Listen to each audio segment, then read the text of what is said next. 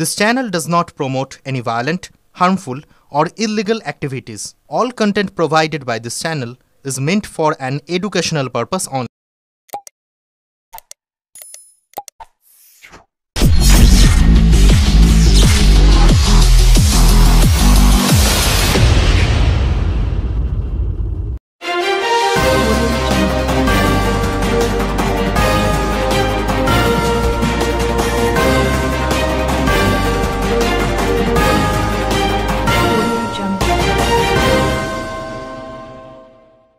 ব্যবসায়ীকে খুনের ছক বানচাল করল পুলিশ।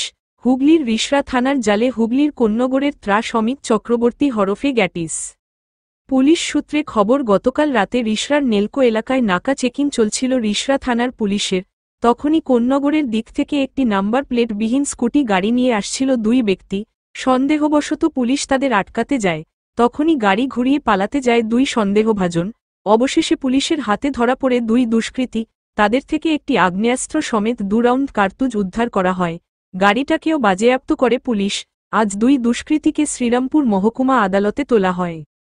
পুলিশ সূত্রে খবর, একসময় রমেশ মাহাতোর ছায়া সঙ্গী ছিল এই গ্যাটিস। বেশ কিছুদিন গা ঢাকা দিলেও বিভিন্ন অপরাধে সিদ্ধহস্ত এই গ্যাটিস। সূত্র, আবারও কোন অপরাধে সংগঠিত হচ্ছিল তারা, তাই জন্যই তাদের কাছে এই আগ্নেয়াস্ত্র ছিল বলে অনুমান। সেই সমস্ত অস্ত্র গৌরীশঙ্কর বাড়ি নামে এক দুষ্কৃতী সরবরাহ করত বলে পুলিশ সূত্রে খবর। পুলিশ গৌরীশঙ্করের খোঁজ চালাচ্ছে। পুলিশ সূত্রে জানা যায়, গতকাল রাতে রিষড়া থানার ভারপ্রাপ্ত আধিকারিক সঞ্জয় সরকারের নেতৃত্বে নাকা চেকিং চলছিল। সেই সময় দুজন পরিচিত দুষ্কৃতীকে সন্দেহজনক অবস্থায় আটক করা হয়। পরে তাদের থেকে একটি আগ্নেয়াস্ত্র সমেত 2 রাউন্ড কার্তুজ উদ্ধার হয়। তাদের বিরুদ্ধে একাধিক অভিযোগ রয়েছে। হয়তো তারা আবারও নতুন কোন অপরাধের সঙ্গে যুক্ত হতে যাচ্ছিল। আজ তাদের হেফাজতে নিয়ে জিজ্ঞাসাবাদ করা হবে।